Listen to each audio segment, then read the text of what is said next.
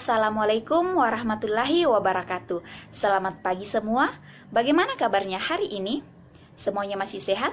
Alhamdulillah. Oke, hari ini kita akan membahas mengenai model-model interaksi dalam pembelajaran kelas rangkap. Jadi, model ini terbagi menjadi dua. Yang pertama adalah proses belajar arahan sendiri atau biasa disebut sebagai PBAS, dan yang kedua adalah proses belajar melalui kerjasama atau PBMKS.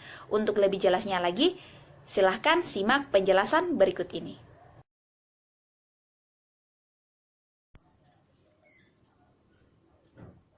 Model interaksi pembelajaran kelas rangkap terbagi menjadi dua, yaitu proses belajar arahan sendiri atau PBAS dan proses belajar melalui kerjasama atau PBMKS.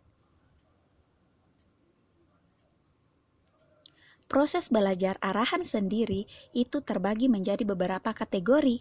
Yang pertama adalah penyeleksian. Bentuk kegiatan dari penyeleksian ini seperti menemukan informasi, membuat catatan, dan mengeksplorasikan ide pokok. Yang kedua adalah pemahaman. Bentuk kegiatan dari pemahaman itu seperti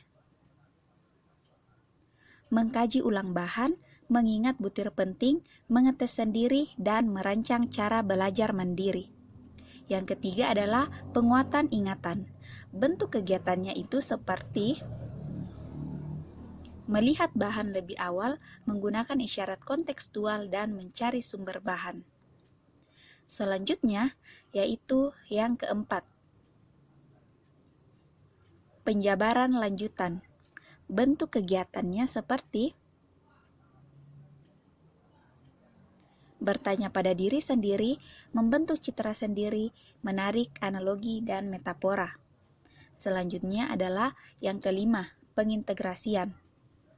Pengintegrasian bentuk kegiatannya seperti mengungkapkan sendiri, membuat ilustrasi atau diagram, menggunakan banyak sumber, mengaitkan dengan pengetahuan yang dimiliki. Dan yang terakhir adalah pemantauan. Bentuk kegiatannya seperti mengecek apa yang telah dikuasai dan menyadari kekuatan dan kelemahan diri sendiri. Selanjutnya yang akan kita bahas adalah mengenai proses belajar melalui kerjasama. Terdiri dari yang pertama, olah pikir sejoli. Yang kedua adalah olah pikir berebut atau OPB. Yang ketiga adalah konsultasi intrakelompok. Yang keempat adalah tutorial teman sebaya atau TTS. Yang kelima, tutorial lintas kelas. Yang keenam, diskusi meja bundar atau DMB. Yang ketujuh, tugas diskusi dan resitasi. Yang kedelapan, aktivitas tugas tertutup. Dan yang terakhir adalah aktivitas tugas terbuka. 9 ini adalah model dari proses belajar melalui kerjasama. Yang pertama yang akan kita bahas adalah olah pikir sejoli atau singkatan dari OPS. OPS ini memiliki beberapa langkah-langkah yang harus diterapkan dalam pelaksanaannya. Adapun langkah-langkahnya yaitu murid menyimak pertanyaan yang diberikan guru. Yang kedua, semua murid diberi kesempatan. Yang ketiga, guru mengisyaratkan murid untuk duduk berpasangan. Dan yang keempat adalah masing-masing pasangan akan mendiskusikan jawabannya. Model ini juga memiliki tujuan untuk membina kerjasama dan komunikasi sosial. Guru hanya berperan sebagai moderator. Selanjutnya adalah model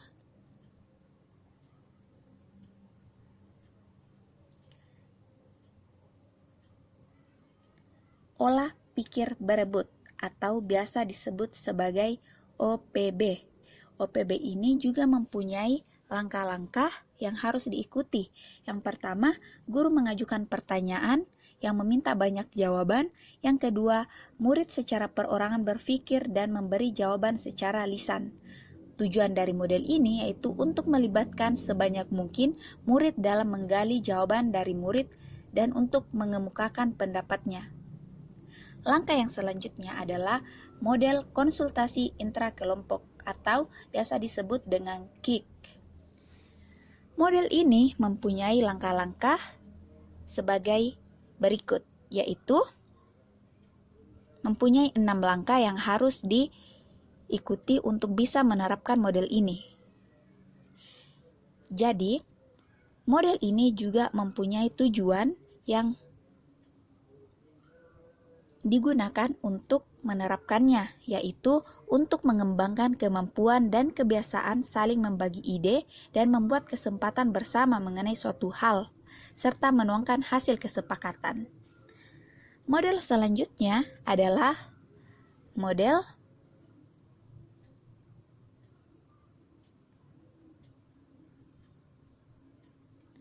tutorial teman sebaya atau TTS. TTS ini juga mempunyai beberapa langkah-langkah yang harus digunakan dalam penerapannya. Yang pertama, memilih murid dengan kemampuan di atas rata-rata. Yang kedua, memberikan tugas khusus kepada murid ini untuk membantu temannya. Yang ketiga, guru memantau proses saling membantu. Dan yang keempat, memberikan penguatan kedua murid tersebut, baik yang memberikan bantuan maupun yang dibantu. Model ini juga dirancang untuk mengembangkan sikap dan kebiasaan saling membantu antar teman sebaya. Selain itu, ada beberapa hal yang perlu diperhatikan untuk keberhasilan program tutorial ini. Ada 8 hal yang harus kita perhatikan. Perhatikan hal berikut. Langkah selanjutnya adalah mengetahui model dari tutorial lintas kelas atau TLK. TLK ini juga memiliki beberapa langkah-langkah yang harus kita lakukan. Langkah-langkahnya sama dengan tutorial teman sebaya, tetapi yang membedakannya adalah model ini menggunakan secara lintas kelas. Jadi murid yang lebih tinggi akan mengajari murid yang mempunyai tingkatan kelas di bawahnya. Selanjutnya adalah model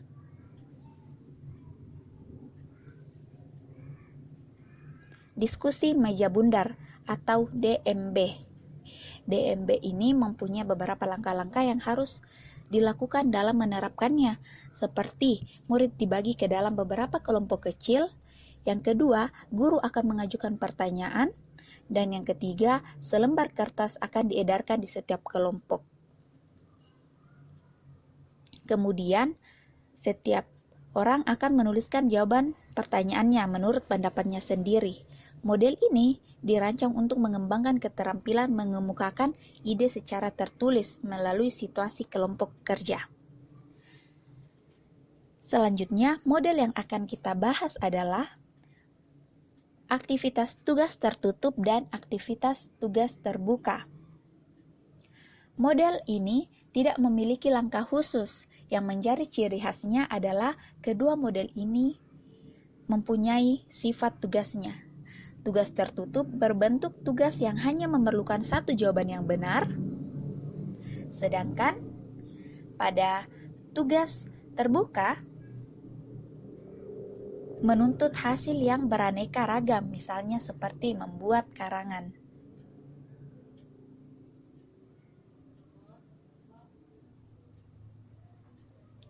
Model ini juga dapat digunakan untuk berbagai bidang studi.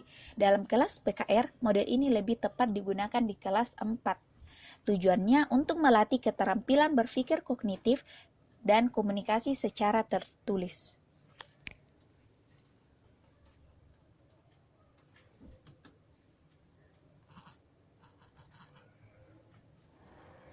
Nah, itulah penjelasan dari model-model interaksi dalam pembelajaran kelas rangkap. Jadi, kalian bisa memilih model mana yang akan kalian gunakan dalam proses pembelajaran kelas rangkap nantinya. Tetapi kalian perlu memperhatikan, jika memilih model, kalian harus melihat karakteristik siswanya, tujuan yang akan kalian capai, dan yang paling penting adalah mengikuti langkah-langkah dari model tersebut. Dengan melihat video tersebut, kalian sudah pahamkan mengenai model-model interaksi dalam pembelajaran kelas rangkap? Jika masih ada yang belum paham, kalian bisa melihat kembali video tersebut. Oke, sekian dulu video dari saya. Wassalamualaikum warahmatullahi wabarakatuh. And don't forget to stay healthy and stay at your home.